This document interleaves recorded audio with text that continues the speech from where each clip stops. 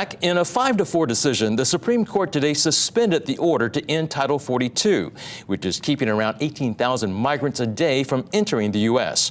ABC's Zoreen Shaw has more on what happens between now and when the Supreme Court plans to take up the case in February.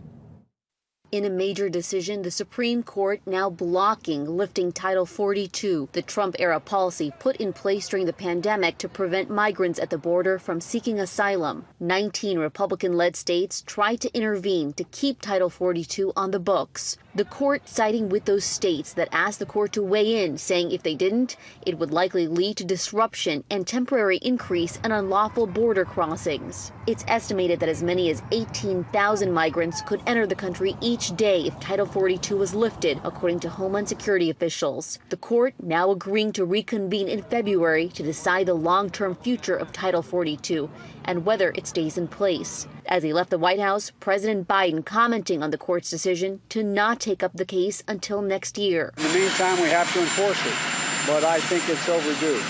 In a statement earlier, the president also saying his administration will prepare for the court's review and called for Congress to pass broader immigration reform. And tonight, DHS releasing a statement saying, "We will continue to manage the border, but we do so within the constraints of a decades-old immigration system that everyone agrees is broken. We need Congress to pass the comprehensive immigration reform legislation President Biden proposed the day he took office." Zoreen Shaw, ABC News, Los Angeles.